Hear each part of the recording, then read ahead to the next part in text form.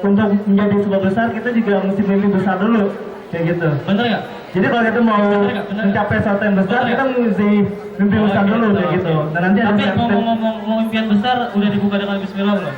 belum. Nah, itu belum bisa dibilang. Bismillahirrahmanirrahim. Alif Lam Mim. Ghulibatir Rum fi adnal ardi wa hum min ba'di ghalabihim sayaghlibun fi bid'i sinin lillahi al-amru min qablu wa min ba'd wa yawma idhin yafrahul mu'minun binusrillah yansuru man yasha. Sama sekali tidak berlaku zalim pada mereka, tetapi mereka lah yang berlaku zalim terhadap diri mereka sendiri. Kemudian azab yang lebih buruk adalah kesudahan bagi orang-orang yang mengerjakan kejahatan, karena mereka mendustakan ayat Allah dan mereka selalu Allah.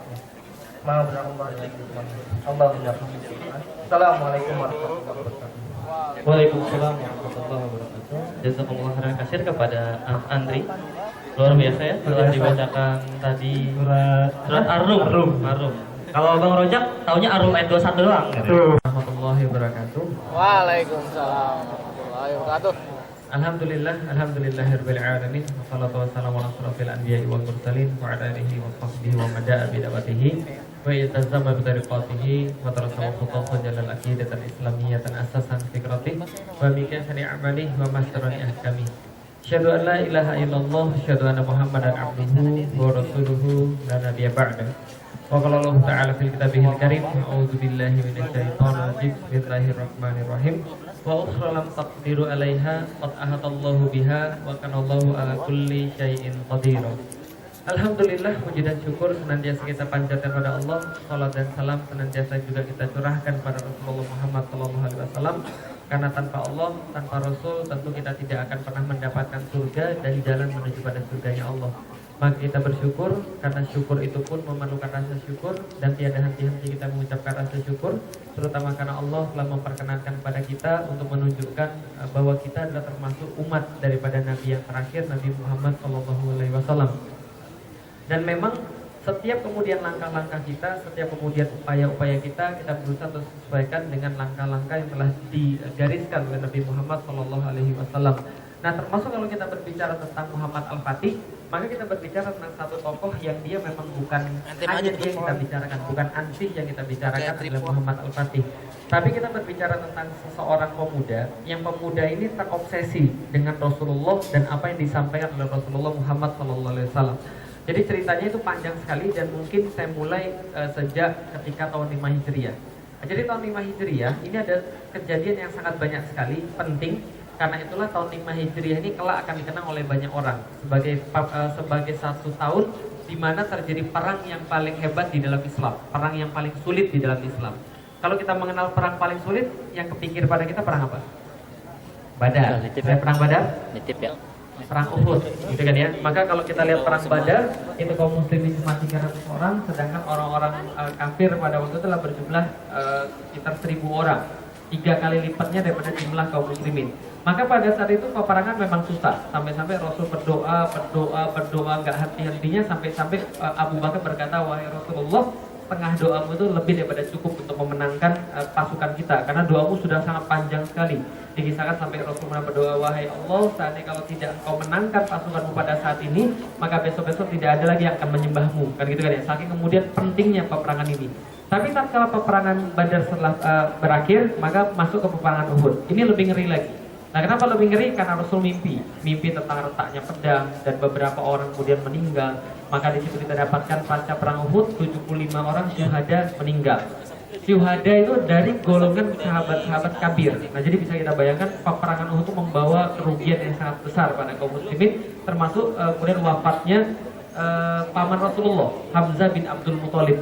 Nah, maka setelah peperangan Uhud ini, maka ada peperangan lagi, namanya peperangan Khandaq.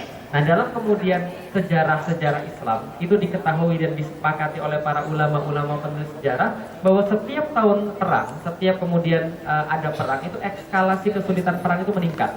Nah, maka perang Badar itu berat, tapi nggak seberat perang Uhud.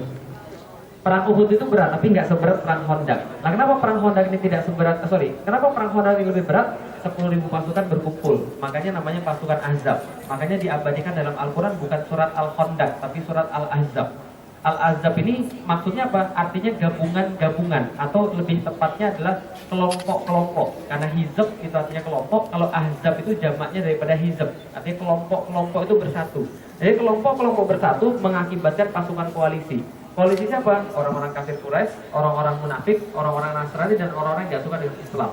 10.000 pasukan berjalan ke arah Madinah, mereka bertujuan satu hal, ingin memadamkan cahaya Allah, membunuh Muhammad Rasulullah, dan menghentikan Islam sampai ke akar-akarnya. Nah, tatkala 10.000 pasukan kemudian berjalan ke arah Madinah, ternyata Rasulullah mengetahui kabar seperti ini. Nah, kenapa? Karena Rasulullah intelijennya lebih canggih.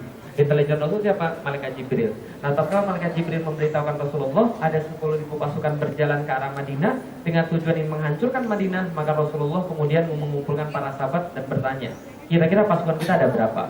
Maka para sahabat menjawab setelah dihitung 3.000 orang. Hampir sama kayak perang Badar, 3.000 versus 10.000. Bedanya apa? Ini eskalasinya lebih besar. 10.000 lawan 3.000. Secara strategi atau taktik apapun, gak ada yang bisa memenangkan antara 3.000 melawan 10.000. Tapi Rasul nanya, siapa di antara kalian yang punya usul? Kira-kira kita ngapain nih untuk melawan 10.000 ini? Akhirnya Salman Al-Farisi punya usul, dia bilang, kalau kami di Persia, dulu kalau dia pas di Persia, melawan pasukan yang lebih kuat daripada dia bangun parit. Nah, jadi parit ini bisa menghalangi mereka yang pakai kuda untuk nyebrang. Yang kedua, kalau kita kita gali parit, kemudian kita tumpuk tanahnya ke atas, maka tanahnya ini jadi tinggi. Maka orang-orang itu nggak bisa nyebrang dan kita punya pasukan yang lebih tinggi, bisa panah mereka. Nah, itu kata Salman Al-Farisi. Maka Rasul kemudian menuruti usul Salman, kemudian membuat parit. Parit ini tercatat untuk mengelilingi Madinah, menutupi wilayah terbuka di Madinah. Itu paritnya dibangun sepanjang 8 km. Jadi kalau sekarang 8 km kita bisa bayangin itu Cawang sampai Semanggi. Itu 8 km. Jadi kalau Anda jalan dari Cawang sampai Semanggi jalan kaki 8 km, kalau kecepatan jalan Anda itu adalah 1,5 atau 2 km per jam, berarti Anda baru nyampe 4 jam. Kalau Anda lari sehingga kemudian sekitar 6 km per jam atau 5 km per jam, itu berarti 2 jam lari terus. Itu Cawang sampai Semanggi 8 km teman-teman sekalian. Dan mereka bangun parit di tanah seperti itu, gak kayak tanah Indonesia. Kalau tanah Indonesia kan gampang kan ya, dia cangkul pakai cangkul, kemudian tanahnya dipindahkan gampang. Tanah Arab gak segampang itu. Tanah Arab nyangkulnya tuh pakai lembing. Jadi lembing itu kemudian dipecah untuk mecahin batu, batunya baru diangkat. Itu tanah Arab. Jadi bayangin aja 8 km, lebarnya harus 5 meter supaya nggak bisa dilompatin kuda. Dan kalau kuda jatuh nggak boleh naik lagi, berarti harus 3 meter. Berarti lebarnya 5 meter, dalamnya 3 meter, 8 km. Hitung aja berapa kubik tanah yang harus diangkat di situ, batu yang harus diangkat di situ. Nah, jadi kebayang seperti apa susahnya perang Khandaq. Sampai kemudian Allah mengatakan di dalam surat Al-Ahzab, kalau teman-teman baca, wa idzagotil absaruhum. Jadi ketika pandangan mereka tuh bergoyang-goyang, wa idzagotil absaruhum, ketika pandangan tuh bergoyang-goyang. Kalau teman-teman yang mungkin merasa panik ya, pernah merasa panik tuh sampai pandangan tuh nggak tetap pas mau berantem gitu ya. Itu kan ya ketika gugup itu kan ya, adrenalin meningkat itu kan pandangan kan getar.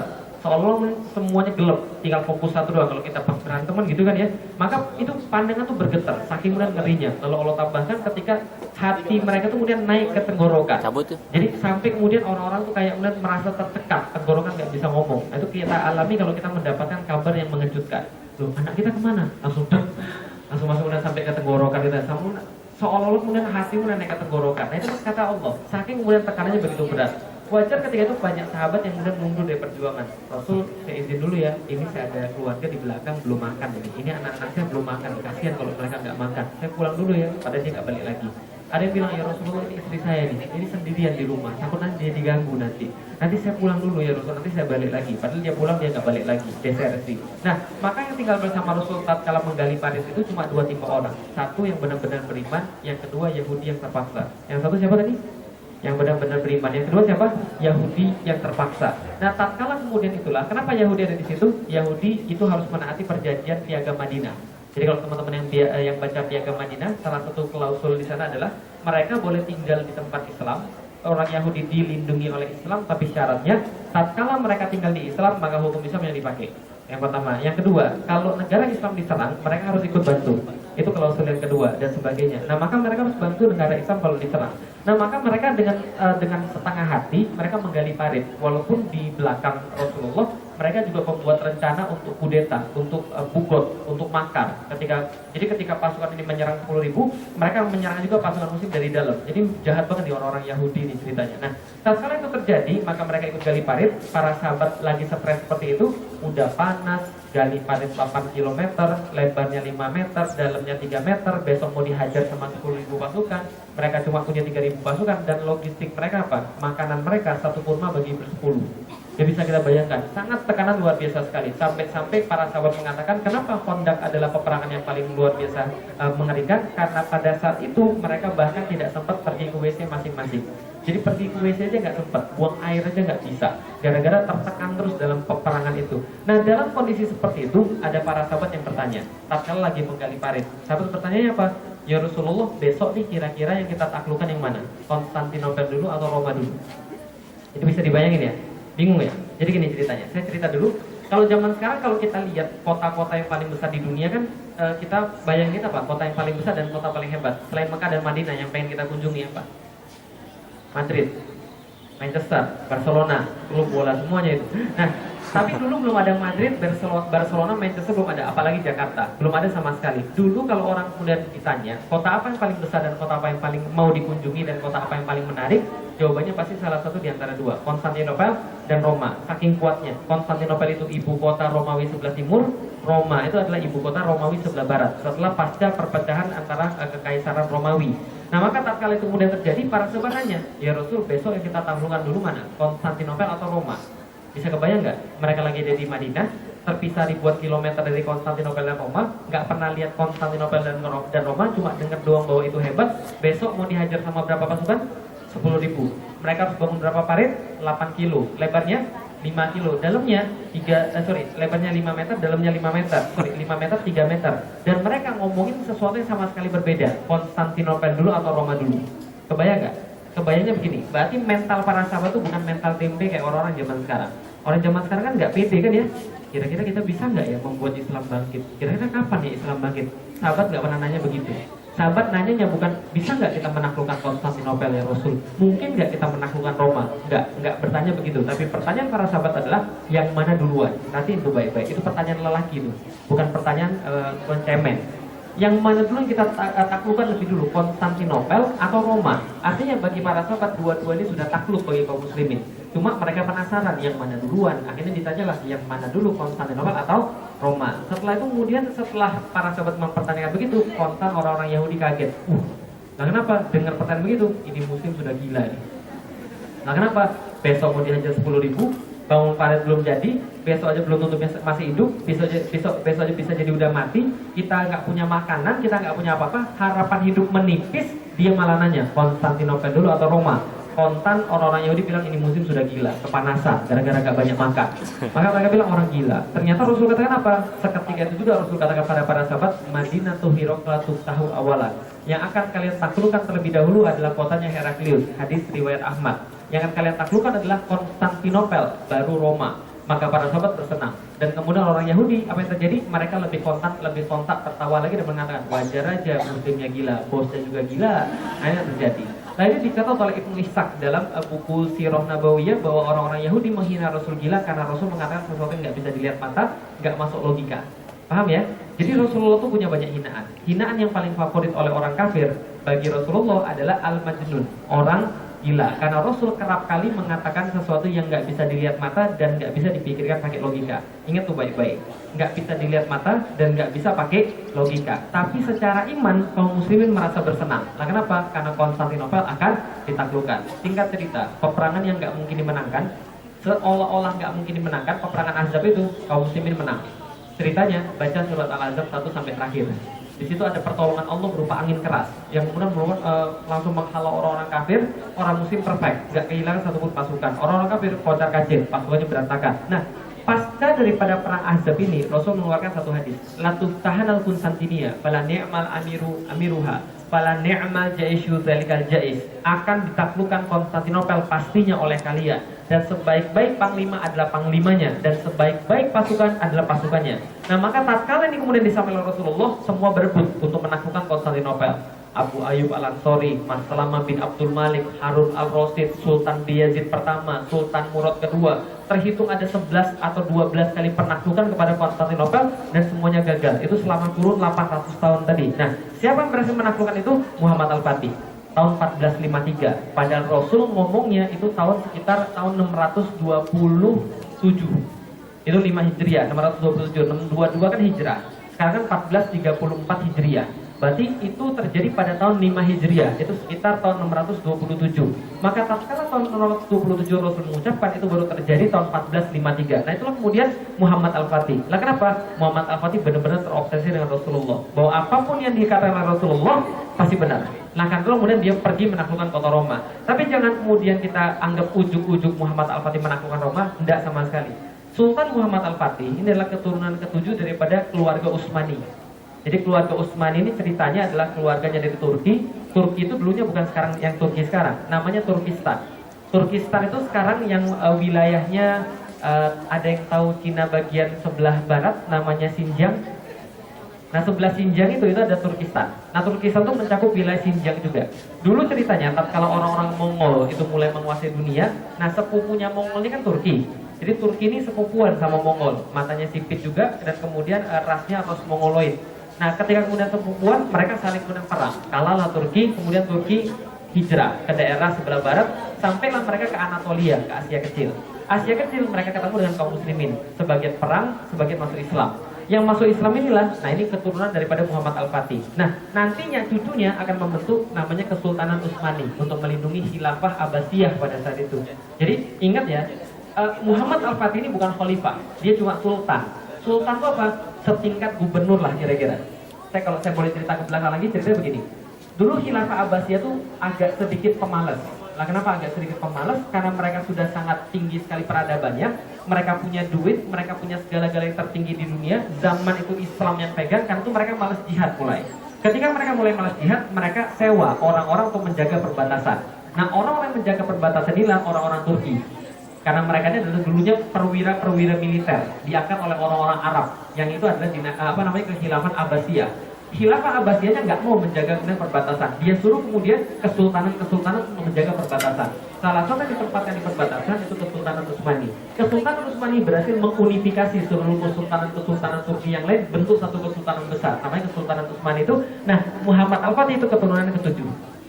Yang menarik adalah pendiri daripada Kesultanan Utsmani ini namanya adalah Utsman Ghozi. Nah, Utsman Ghozi ini sendiri pernah bermimpi begini. Jadi dia bermimpi bahwa dia waktu satu hari dia punya namanya seorang syekh namanya Syekh Ad-Dabali. Nah, Syekh Ad-Dabali ini kemudian dalam mimpi dia sedang duduk berdepan-depanan. Kayak orang lagi ngaji lah ya, duduk berdepan-depanan. Kemudian tiba-tiba dari Syekh Ad-Dabali ini di dadanya keluar bulan purnama. Dan kemudian masuk ke dalam diri dia. Setelah masuk dalam diri dia, kemudian bulan ini mengeluarkan pohon. Yang pohon ini mengeluarkan daun yang sangat rindang sekali. Seluruh naungan pohon ini menaungi 4 gunung dan 4 sungai. 4 gunung dan 4 sungai yang utama di dunia pada saat itu. Taurus, Haimus, pegunungan apalagi? Taurus, Haimus, sampai Kaukasus, sama satu lagi pegunungan lupa saya. Nah, yang kemudian menaungi juga 4 sungai, Sungai Danube, Sungai Tigris, Sungai Efrat, satu lagi lupa juga. Biasa yang terakhir selalu lupa. Nah, jadi ketika kemudian menaungi 4 gunung dan 4 sungai, maka dia kemudian merasa bahwa itulah kekuasaan dia, menaungi 4 gunung dan 4 sungai. Dan lalu kemudian dia katakan, mendadak tiba-tiba daun itu berubah bentuk seperti simitar. Simitar itu pedang Arab. Nah, berubah bentuk seperti simitar, semuanya mengarah pada satu titik. Mengarah pada titik apa? Mengarah pada satu kota namanya Konstantinopel. Nah, jadi dari awal Utsman Ghozi itu juga sudah terobsesi pada Rasulullah, ingin menaklukkan Konstantinopel. Maka itu terus-menerus diwariskan pada keluarganya untuk menaklukkan Konstantinopel. Dapat ketika keturunan ke-7. Nah, itulah kemudian cerita dari awal kenapa Muhammad Al-Fatih benar-benar terobsesi untuk menaklukkan Konstantinopel. Akhirnya dia dapat menaklukkan Konstantinopel umur 21 tahun. Nah, itu cerita singkatnya begitu. Panjang lebar tapi jelas ceritanya. Ya, berkaitan dengan perjalanan perebutan gitu ya, Konstantinopel.